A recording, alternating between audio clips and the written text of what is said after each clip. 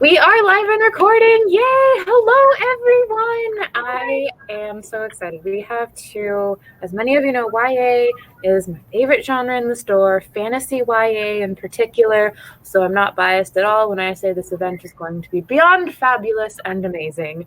But I am very excited because we have Elizabeth Lim and we are celebrating, drumroll please, Six Crimson Cranes, which just came out yesterday. And she is going to be joined in conversation by Namina Forna, who is the author of The Gilded Ones, which was actually a book that our book club read earlier this year. So many of y'all are familiar with her as well. Now, Elizabeth is also a staff pick too from her previous duology. So while these authors don't necessarily need too much of an introduction because you know how great they are, I'm still going to give you just a little info on their bios. Elizabeth grew up in San Francisco Bay Area, where she was raised on a hearty diet of fairy tales, myths, and songs. Before becoming an author, she was a professional film and video game composer, and she still tends to come up with her best book ideas when writing near a piano, which just sounds very magical and atmospheric for a writer. Spin the Dawn was her debut novel, and today we're celebrating, as I said, Six Crimson Cranes, which features a princess in exile, a shape-shifting dragon, 6 enchanted cranes, and an unspeakable curse, as well as learning to accept the magic that you might have rejected all along about yourself and getting to see how truly awesome and amazing it is. And Namina Forna works as a screenwriter in LA and loves telling stories with fierce female leads. Shout out, that is favorite thing of all time. And her debut novel, The Gilded Ones, is the start of a bloody and immersive fantasy series where girls are outcast by blood and warriors by choice. I had to put that liner because it's just so fun to say. And house rules before I go ahead and pass it off to our authors. As y'all see to the right-hand side, we have the chat section. Hello to all of the people saying hello. We will be there. Myself as well as Rob, who is working the event with me tonight. If you can tell, I'm working actually from the store for the first time in a year. So yay! And if you look down below where it says ask a question, I can see it already has 4 questions. So keep them coming, everyone. But questions are the most fun about an event. You get to interact with the authors. So I highly encourage you to click that ask a question and ask your questions. You can up and down vote them as well.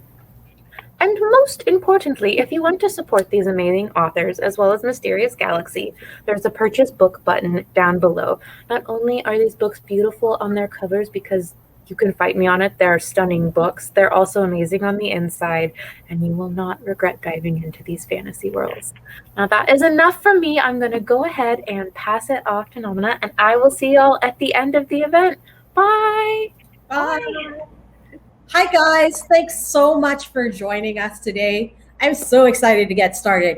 I'm about to interview you real serious interview questions. Be prepared. This is going to be very, very serious. Me and Niffy, as you guys know, my baby Thugnificent is here. We're ready for this. Are you ready?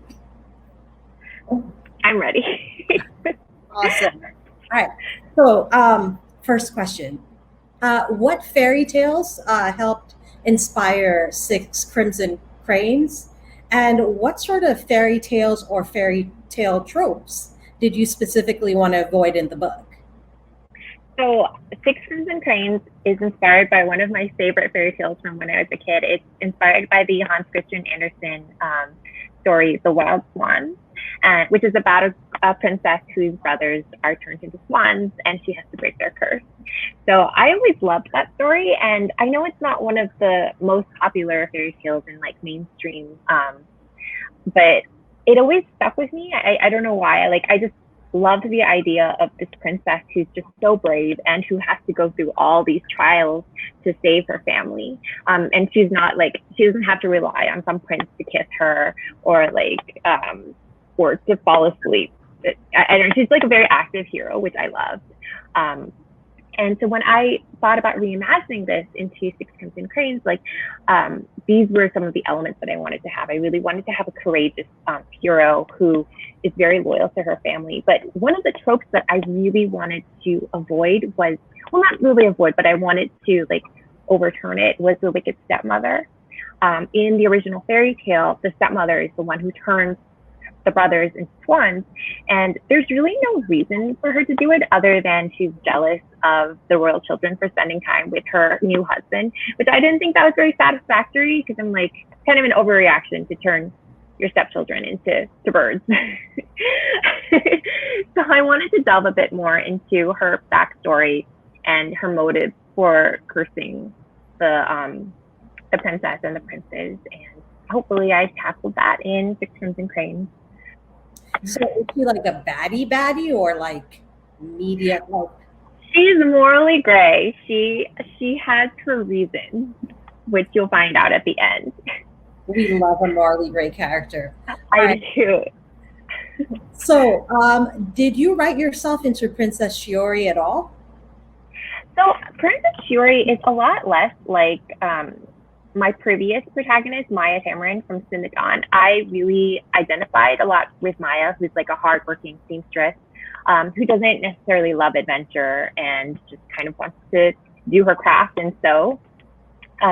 Whereas Shiori is much more like, I'd say she's much more like a typical teenager. She wants to go out. She wants to like, she's not particularly obedient to her parents. She likes to cause trouble and mischief, and like just really wants to get out of the palace and go on an adventure. So I don't necessarily identify with her as much, but I personally love her and I find her very endearing. Like I would want to be her friend, because she would be the friend who's like, Liz, stop staying indoors. Like, let's go out. So how did you come up with the character?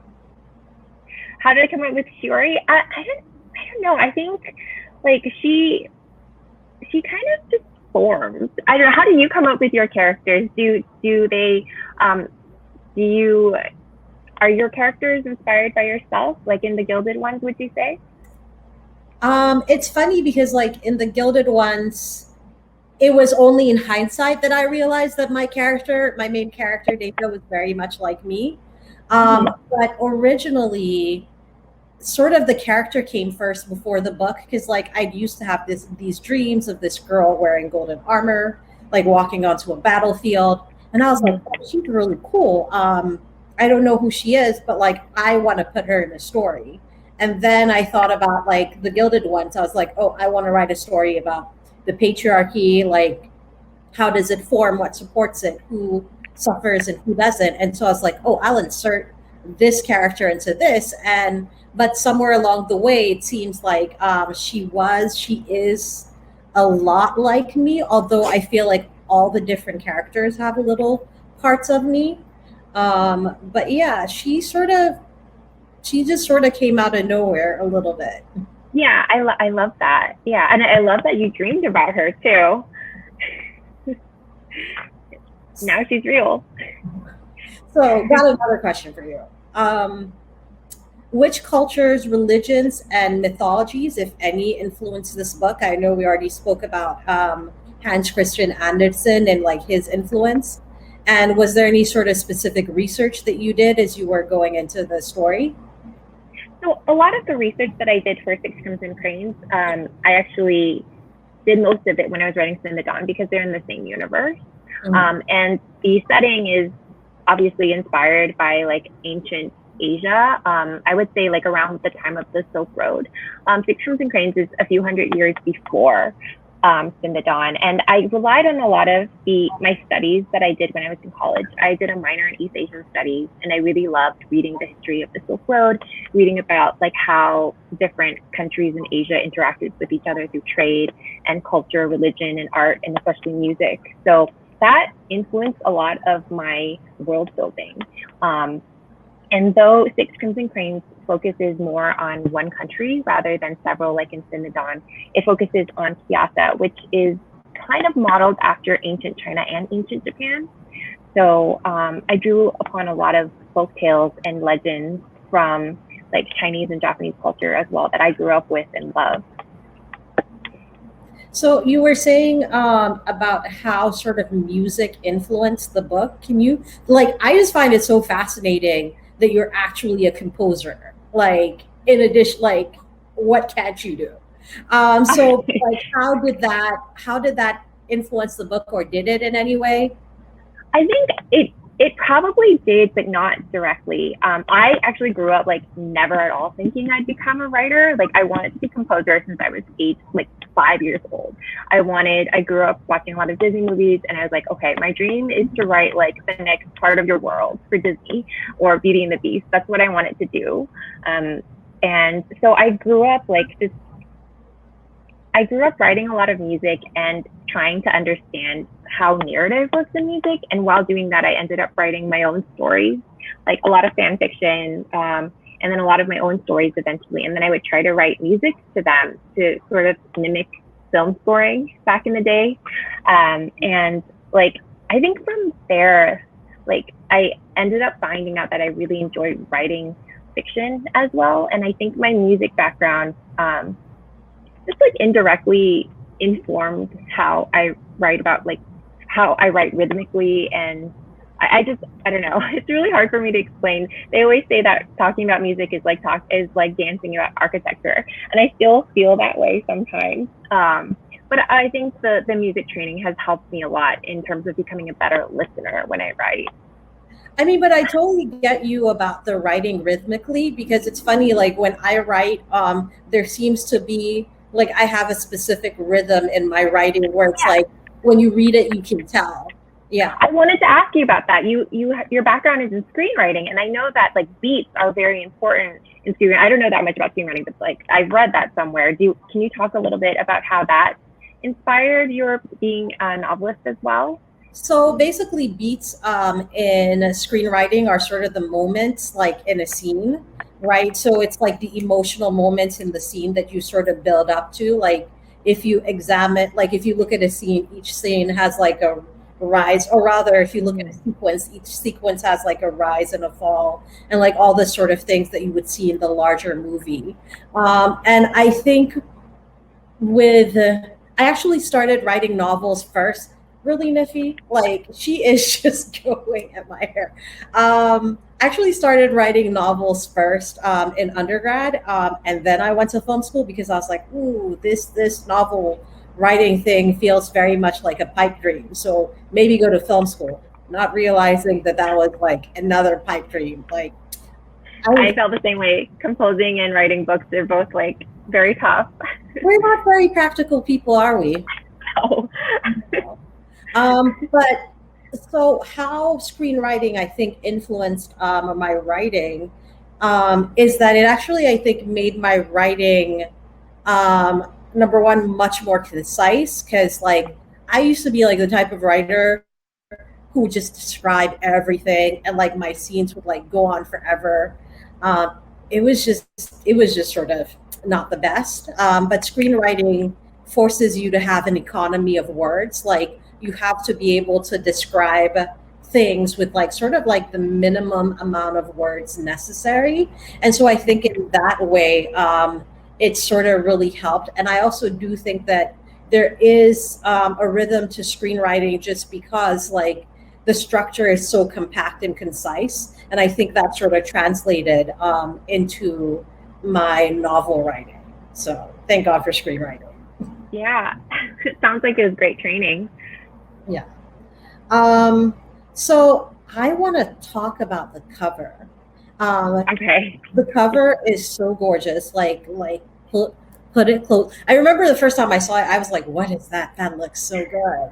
But then again, your first cover was also really, really good. Yeah, I've been really, really lucky with my cover artist, Tran Nguyen. She's a Vietnamese American artist who is just an amazing painter. And when they first showed me her samples and said that they were going to hire her, I was like thrilled.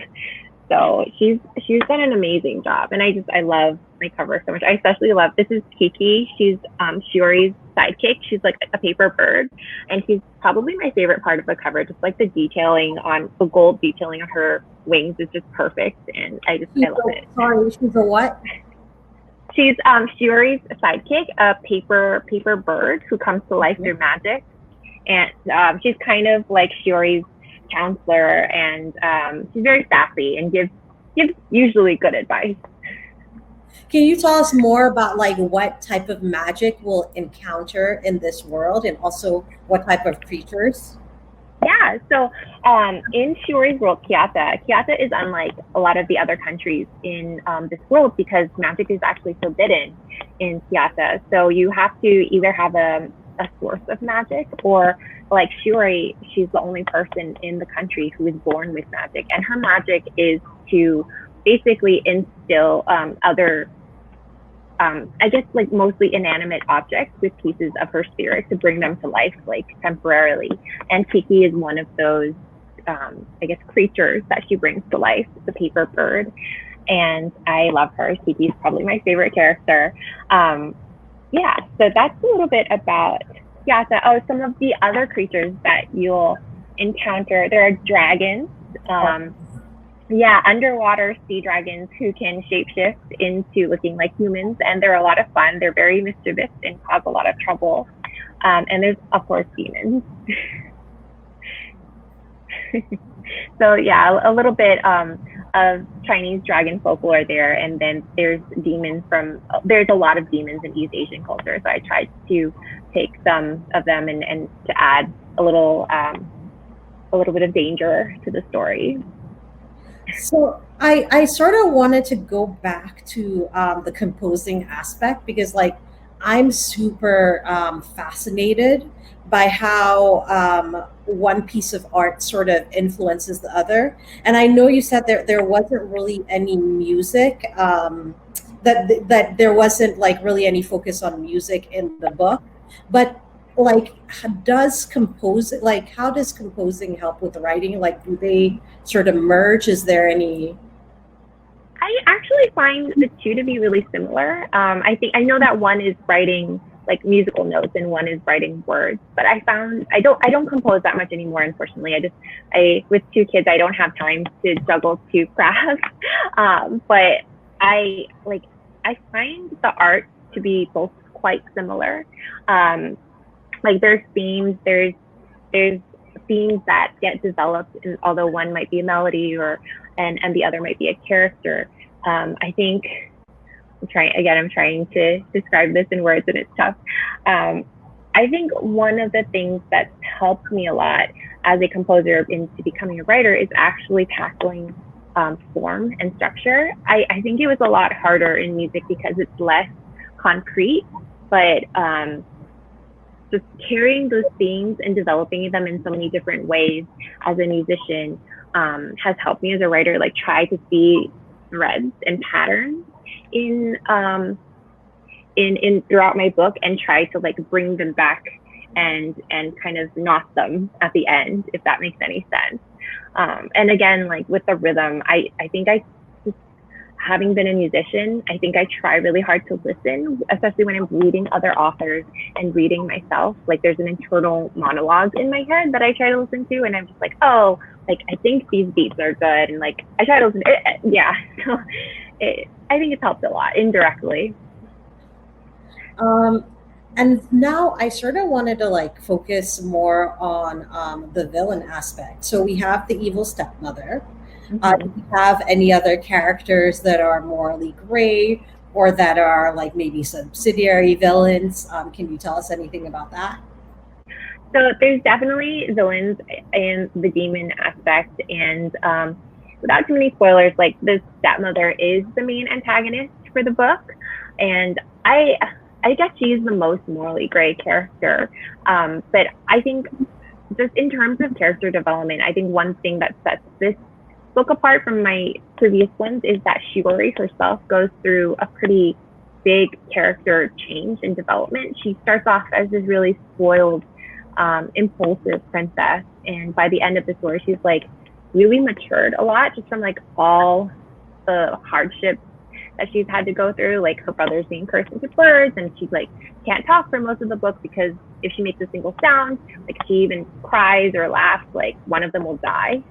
So it's a pretty heavy curse. Those are what we call stakes. Yeah, exactly. Those are pretty heavy stakes, high stakes. So I mean, she can't exactly stay that happy-go-lucky, carefree princess with all that going on. Like, so she changes and she matures a lot. And I worked really hard on that character arc, so I'm pretty proud of it. And I really like who she becomes at the end. yeah, so I'm happy with her. And other than her bird psychic, who does she go on this journey with? So she has a dragon friend, Seryu, who is the dragon that we meet on the very first page of the book. And he is I guess he's also kind of morally gray. He is very sassy. One person, I think Stephanie Garber called him very sexy. So he definitely adds an element of I guess fun and a little bit of romantic tension there. But there's also Takan, who is Shuri's former betrothed, and so there's a bunch of people who have her back, even though most of them don't know who she is because she's of her curse. She's unrecognizable, like her brothers. And any love stories? Because I know we said that she's not rescued by a prince, but is there a prince or a princess in her?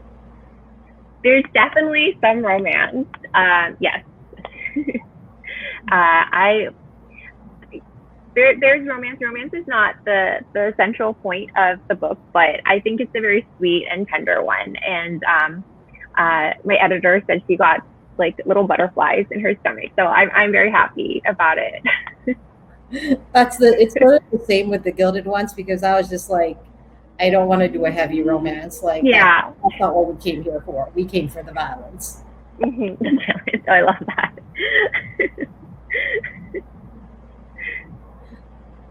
So what will people come for? With the Gilded Ones, I would one thing that I'll always say to people is it is a very violent book. How would you describe your book?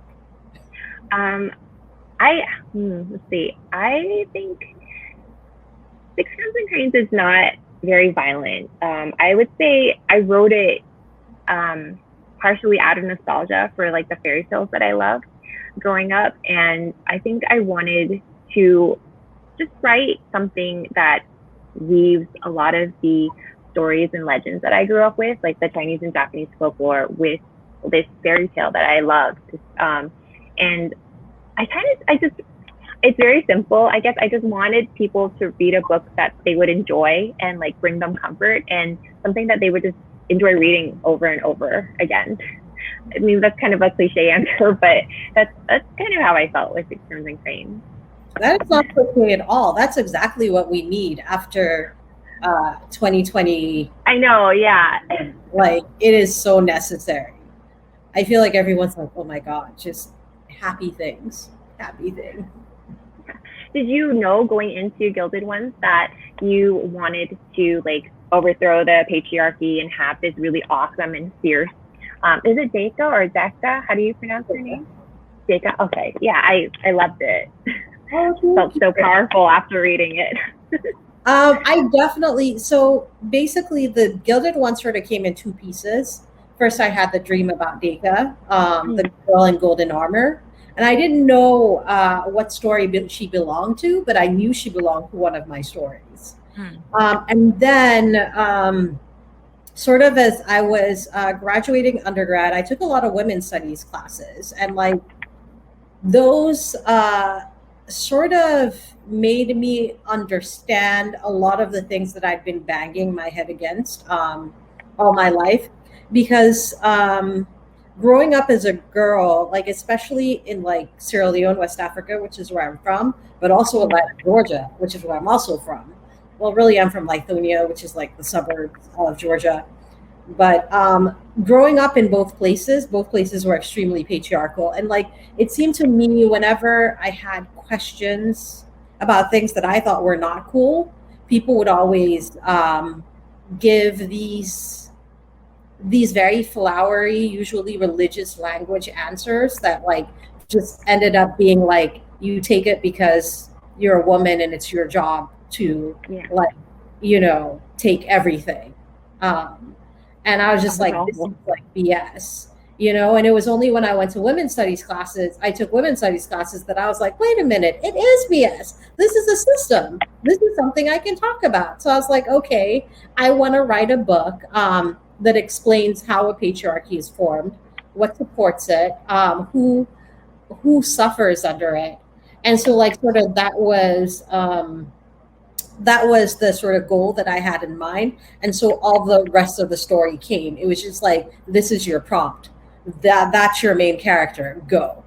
Um, so that's how the book Well, I think you did a brilliant job, and I can't wait to read the sequel. Yeah. But how is it for you? Like this is your second book, is This is it? my fifth book. Oh, Yeah, I've written a few books with Disney as well. oh, okay. But like in this universe or? In this universe, this is my third book. Okay. So how is it like weaving like stories across one world, basically? How does that? I love it. Oh, yeah. I feel like when I was growing up, there really weren't that many East Asian fantasies at all. In fact, I can't. It's hard for me to name even like one that wasn't originally translated from like Chinese or Japanese into English. Like there really weren't very many fantasies just set or inspired by Asia. And when I wanted to become a writer, like I grew up reading so many fantasies that like built off each other. Like Tamara Pierce, for instance, like her different series, like they all built. Yeah, Alana, was that the knight, like the female knight? I used to love those stories. Yeah, I love it. And I just like, I was like, I really would love to do this. This would be a dream. And so after I wrote Sin the Dawn, I wasn't planning at first to write another book in the universe, but I was like, hey, like I'm going to do it. I'm going to build a universe and just keep like expanding on it until people get sick of me or until I get sick of it. So that's something I've been wanting to do. And it's been great so far. I haven't been sick of it yet. Do you ever lose threads? Like, okay, so if you have all of this in this book versus that book, like how do you keep track? It is tough. I know there's probably a few things that I've taken a little bit of leeway on. I'm just like, oh, maybe people won't notice. But I think it helps that Six Crimson Cranes is several hundred years earlier. So like it's a different time and it's a different country as well that I'm exploring. So like there is some distance from the previous duology that I wrote. Is that something that you'd be interested in doing in the future, like writing another series in the same world? Honestly, at this point, I would say not anytime soon. Okay. Because like the Gilded Ones is a trilogy. I'm on book 2. Like I wanted to explore other worlds. Yeah. I can't help but wonder if these worlds connect. I don't think my middle grade and my young adult worlds connect, but like, I don't know. Like, I feel like right now, because I am in the book 2 trenches, I'm just like, no, never again. Do you find, has writing book 2 been a lot harder than writing book 1?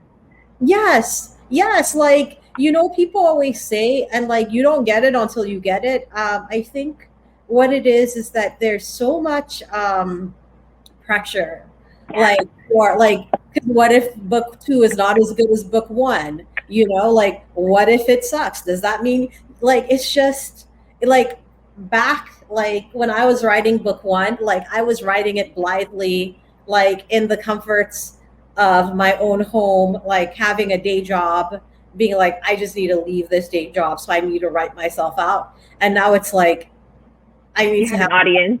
I need to, like, now it's like I have an audience. I need to continue, like, to keep my audience. And that is a really scary thought. So you guys pray for me, man. I'm trying. Yeah. I know exactly how you feel. And the thing that's hard to remember is that it's impossible to please everyone.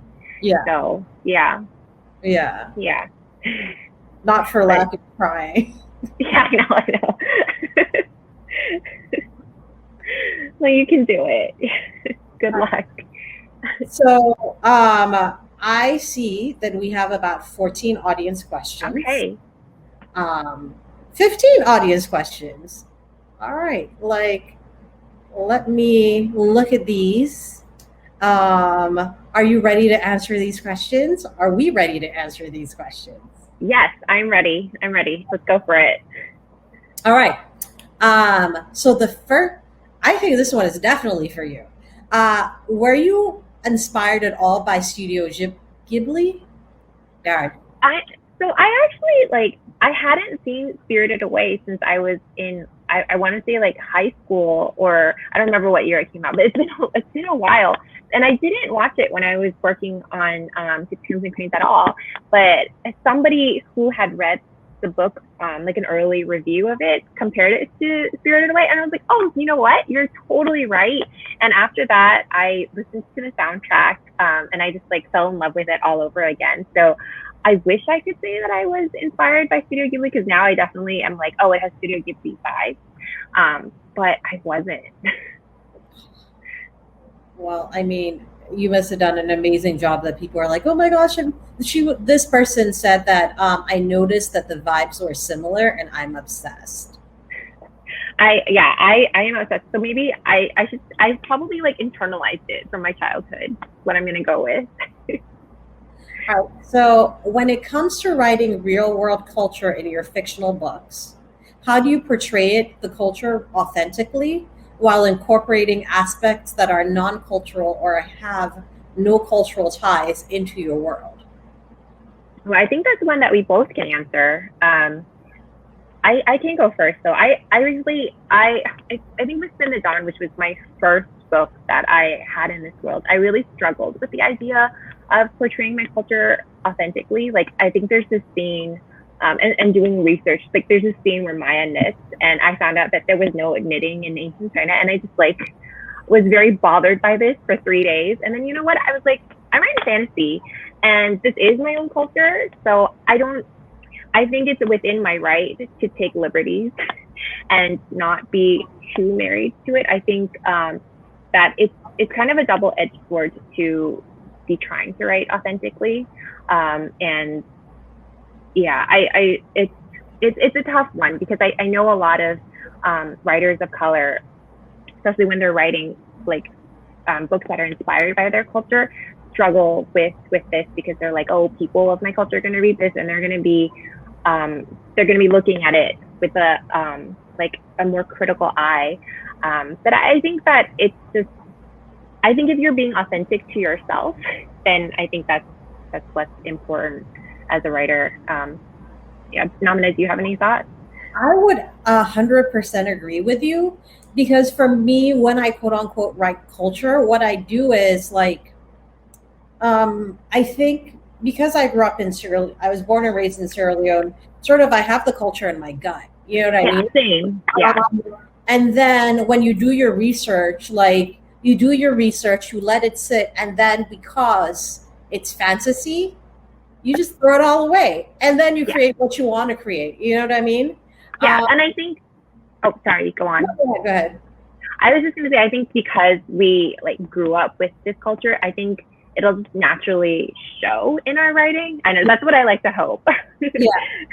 And I think the thing about portraying cultures is like, are you portraying it respectfully? Yeah, you know? exactly. I think that's like sort of like the bigger thing, because like the question of authenticity, I'm not sure how to phrase this, but I think everybody has a different experience of their own culture. Exactly. And it's not. Oh, sorry. Go on. Go ahead. Go ahead.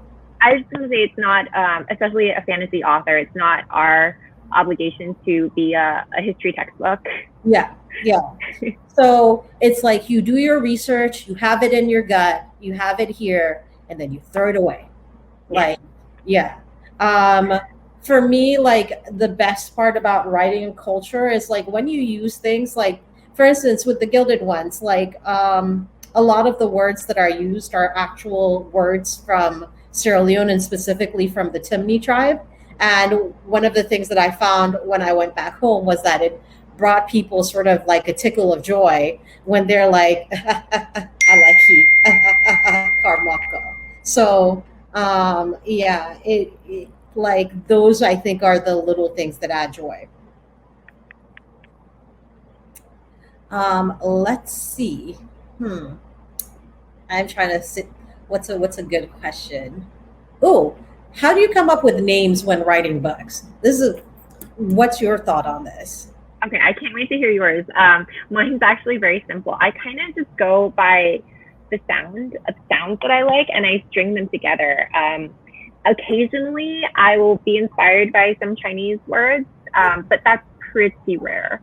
Usually, I'm just using my musical ear and being like, "That sounds good."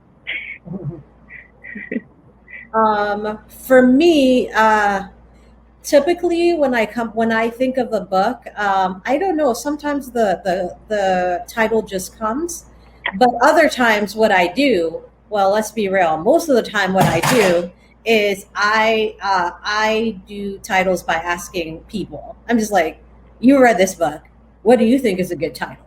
And then like I get a list together, and then we decide. I'm like, oh, this is a great title. Let's go with it. Like I really think that in terms of like things like this, like if you can, because I suck at it, I'm not even gonna lie, I really do. So like this is one of those things where I'll outsource. I'll be like, what do you think? What do you think? What do you think? And then we figure it out.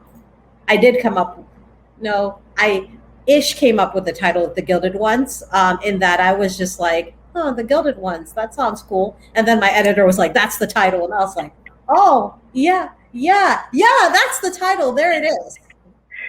My original title was Six Crimson Crowns, because the crowns on the crane's head are crimson, not the crane themselves. But then in a typo in an email, I accidentally wrote Six Crimson Cranes. And then everybody on the email chain was like, oh, I like that way better. Let's change it to that. So it's kind of funny how it works sometimes. So which secondary character was the most enjoyable to write, and which one was the most challenging?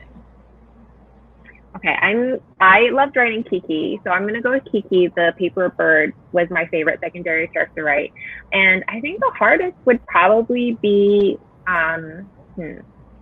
there's an antagonist called Zyrena in the second half of the book, and she's a pretty like unpleasant character, and I think she was the toughest one to write. How about you in the Gilded One? I think the most enjoyable character to write was Britta, because Britta is just she's just such a warm and funny person, and she sort of like lights up every scene, or like just makes everything less serious the minute she's in a scene. So I loved writing her. And the most difficult person to write was Belcalis, because she has a really tragic backstory, and it took me sort of a lot to like write it. Like when I was writing sort of pivotal scenes with her, I would have to get up and walk away, go do other things for a couple of days, and then come back and finish the scene. So that was, but both were enjoyable in different ways. Yeah. Here's a good one. And this one is specifically for you. Although I feel like no, never mind. What was your favorite Asian fairy tale as a child that is not commonly known among your peers? Oh, wow. I have a lot of favorites. Yeah. I have a lot of favorites, and I've tried to weave a lot of them into my stories. I think one of my favorite ones that I wove into Spin the Dawn actually was the Cowherd and the Weaver, which is like a really romantic story. And actually it celebrated, well, the Western calendar date would be today, July 7th, the 7th day of the 7th month. So it's kind of like this star-crossed lover story about a cowherd who falls in love with the Heavenly Weaver, who's actually a fairy, and she comes down to Earth. And when her mother finds out that they've gotten married and have kids, she takes her daughter back to heaven, and then they can only meet once a year on the 7th day of the 7th month. And it's like a bridge of magpies goes across the Milky Way, and they cross and they get to be together for one day of the year. It's like very romantic. And that's, yeah. So it's like kind of the Chinese Valentine's Day. That is so beautiful. Yeah, I like it. Oh, sorry. What were you gonna say? One, I think this is more of a myth. Journey to the West is one of my favorite stories ever. I actually grew up watching like the old, the really, really old, like I think it was like 1960s Chinese version. Oh, Like wow. it was always playing. So I was like fascinated with that growing up. Yeah, that is a classic one, and it goes into so much depth. I love it too, but I feel like I've only scratched the surface. All right. So question: do you have a favorite brother out of the six? Oh, I don't. I think actually Ben Kai, the second brother, might be my favorite. Shiori's favorite is number 6, Tasho, but I really like Ben Kai. He's the commander of the army, and he's also just like very gentle and sweet. So he takes care of Shiori a lot, and I think he's straight. How did you keep them straight? 6 brothers. That's like. It's tough because some versions of the fairy tale she has 12 brothers. So I was like, I'm gonna go with the 6.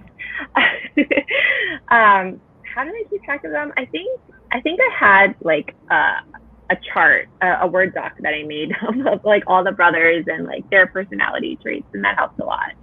Do you do that for your characters?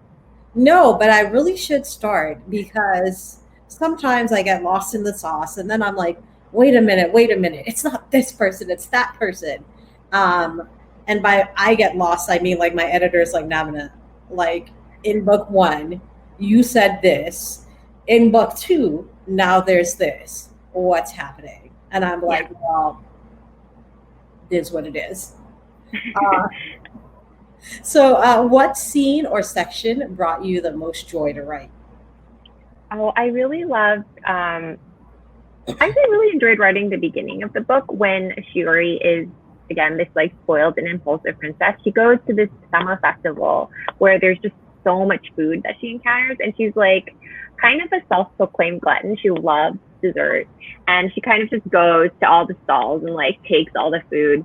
And that was a joy to write because like I love food, and I got to like include some of my favorite dishes that I grew up with and kind of immortalize them in a way so that I'll always remember and I won't forget.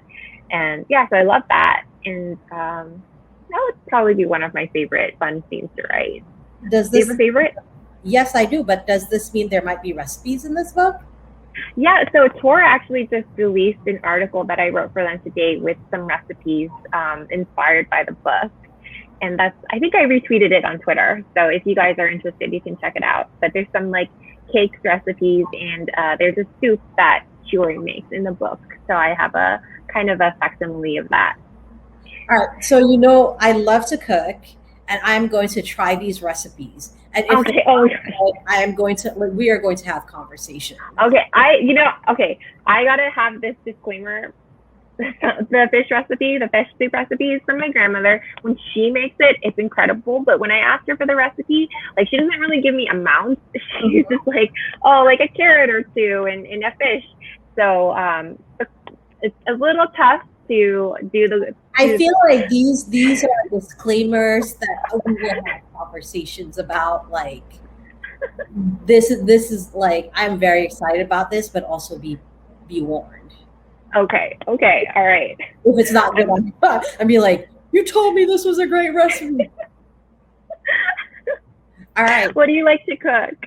I like, let's see. I love to cook a lot of West African dishes. I love to cook Jamaican food, Thai food, Chinese food. Basically, if I like it, there's a high likelihood that I'll cook it unless it's too labor intensive. Because I once cooked pho and I was like, never again. Because that took too long. I was just like, no, like let me leave this to the professionals. That's my husband made pho during the pandemic, but he used an Instant Pot. And actually it was a lot easier, he said. And it was pretty tasty. So see, that's my problem is I don't have an Instapot. Like people have been trying to tell me to get on this Instapot revolution for years, and I'm just like, but like that means I have to go like buy it. Yeah, and I don't know. I find pressure cookers a little scary.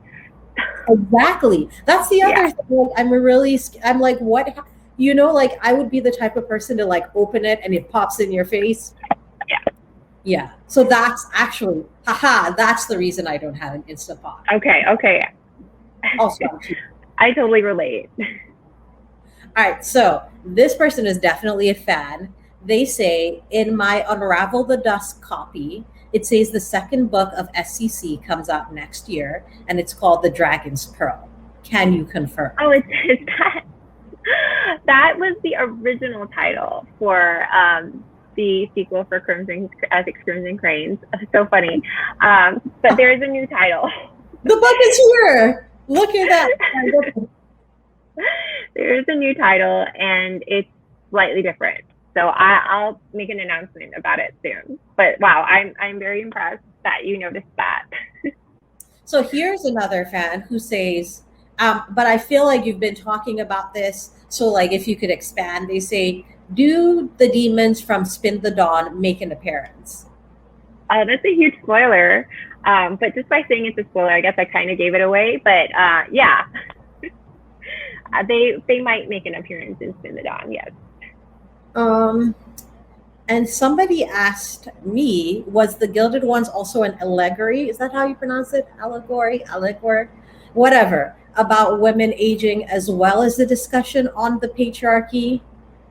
That's an interesting question in that I would say I didn't think of it that way. If you want to read it in that manner, I'm sure there's a reading in that manner. And I say this quite seriously in that, like, sometimes, when you write a piece of work, you don't understand all the interpretations that people might get out of it. So maybe is the answer, I guess. Yeah.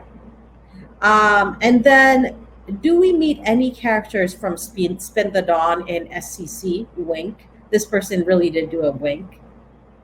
In Six Crimson Cranes, yes, there is one character from Spin the Dawn in Six Crimson Cranes, and then there is another character in the sequel for Six Crimson Cranes. That's all I'm gonna say. I feel like this question will have you sort of spoiling what the romance is. Now, do you prefer slow burn romances or more fast-paced romances? I really think it depends on how the author does it. I can be persuaded by fast-paced romances, although I think my personal preference is slower burn.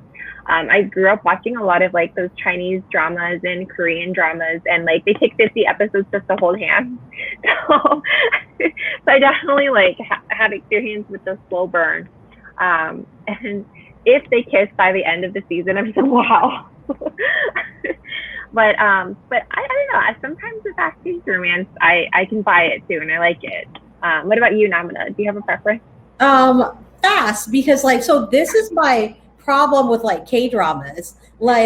I love watching them, but I'm just bro, if it takes you till episode 16 to kiss, what have I been doing all this time?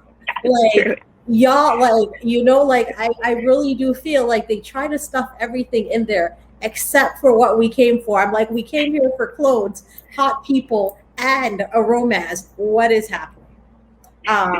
So yes, to answer your question, yes, please, a little bit faster. Okay. And I think this is a question we both can answer. What have you read or are you currently reading that you would recommend? Oh, I'm currently reading The Girl Who Fell Beneath the Sea by Axio. I'm almost done, and it's so good. It's about, it's inspired by Korean mythology about the sea god, the Korean sea god. And I think traditionally girls sacrifice themselves to the sea god. And this is about a girl who throws herself into the sea instead to save her brother. Are there any mermaids in this book? Not yet. I'm almost done, and I don't think I've encountered any yet. So no. Underwater. I'll read it. You had me at underwater. I'm done. I'm gonna read it. Okay. How about you? So for me, books that I love, Ace of Spades by Farida. It is like basically Get Out, but Gossip Girl meets Get Out. It's such a lovely, dark academia story. Definitely read that. Another book that I love is Skin of the Sea by Tasha Botman. That comes That has out. mermaids. Yes. Oh, I was saying that has mermaids. Yeah. Yes. That comes out later this year. Watch out for that one. It is going to be amazing. It is basically about a mermaid who's tasked to take the souls of those who fell overboard or were pushed overboard during the transatlantic slave trade. But then one day she picks up like a living boy. So it's almost like a reverse Little Mermaid, and they go on this grand adventure. It's really amazing. Amazing book. And then like the final one is Bad Witch Burning, which I read like maybe 2 months ago, but I'm like so in love with. It is basically about this girl who discovers that she has the power to raise the dead to horrific consequences. And it's such a magnificent book because of the way that it deals with emotions, especially when you're like in a family that's not the best. So I would highly recommend that. I'm adding all of these to my list. I've heard so many good things about Ace of Spades too, so I'm excited to read all of them. Okay, so here's another question. Can we expect other editions of Six Crimson Cranes coming in the future eventually? Other editions? Oh, edition. There's a UK edition that releases tomorrow, and I'm not really allowed to say if there are any other ones, but I believe there's a German one that's going to release soon as well, maybe next year. Awesome.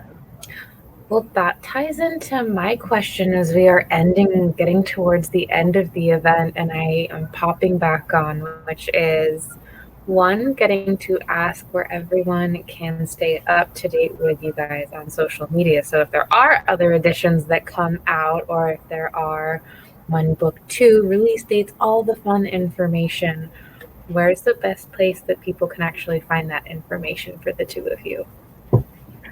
I'm most active on Instagram. My handle is Elimpix, kind of a play on Olympics. So it's ELIMPIX. And I just started on TikTok, so I'm there too as Elizabeth Lim writer. Nice. So for me, I'm most active on Twitter, although right now I am on hiatus. So I like peek in and then peek out. You can find me at Namina Forna. I'm also active on Instagram. You can find me there at namina.forna. Yeah, and that's it. I have a TikTok. I don't even go on it.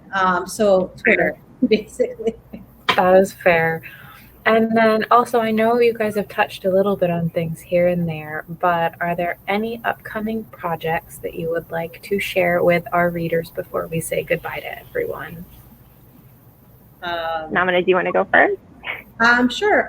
Book 2, The Merciless Ones, comes out next year for the Gilded Ones. Yay. And I'm working on book 2 for Six Crimson Cranes. So that we don't know when that'll be out yet, but it'll be next year sometime. Under a new title, everyone. Under a new title. Not share false information. Well, I want to thank everyone so very much for joining us. I want to thank Namina for being an amazing host and conversation partner. Elizabeth, thank you so much for joining us and celebrating Six Crimson Cranes. I have to make sure I enunciate that properly. It's a good tongue twister. And just thank both of you so much for spending the evening with us, a lovely conversation, and for bringing amazing books into such an amazing genre. Also, a huge shout out to our audience. Thank you so much for all of the great questions, the interactions, just all of the amazingness. And on that note, we will say good night to everyone, and thank you all so much for joining us. Bye, everyone. Bye, everyone.